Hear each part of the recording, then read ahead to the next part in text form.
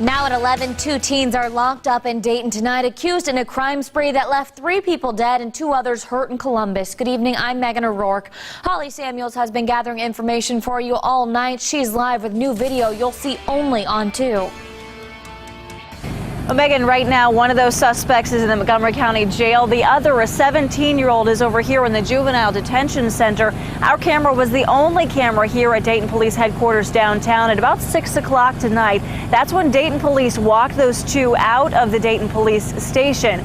We were the only ones to capture that, and pretty soon those 2 will be headed back to Columbus to face justice. Why are you going to jail, sir? 18-year-old Nathaniel Bruner has nothing to say to our cameras. He's escorted to the Montgomery County Jail. Meanwhile, across the parking lot, 17-year-old Devoneer Earl O'Shea Simmons sits in a cruiser waiting for his ride to juvenile detention.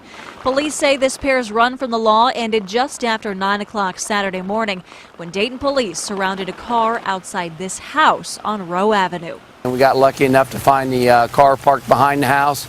And then we're somewhat surprised when we approached it and found the 2 suspects were sleeping inside the car. Officers had been watching the house for days after receiving an alert from Columbus police. It's a good feeling regardless of whether it's our killers or their killers, or when you take 2 homicide suspects off the street.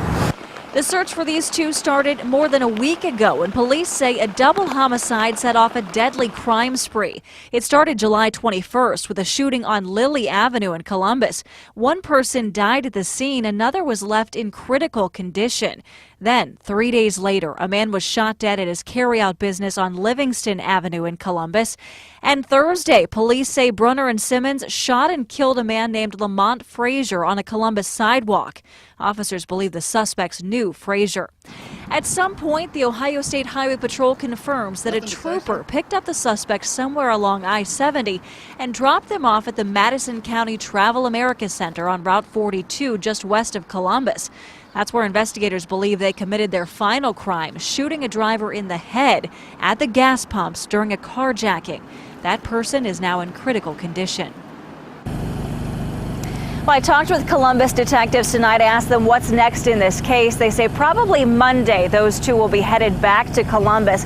As for the trooper who gave them a ride to the travel center where that last shooting happened, well, OSP confirms that that trooper, it's not clear whether he patted them down before putting them in the cruiser, as is protocol. And that's something we will be asking more questions about in the days ahead. So stay tuned for 2 News for the latest on that. Reporting live in downtown Dayton, I'm Holly Samuels, 2 News, working for you.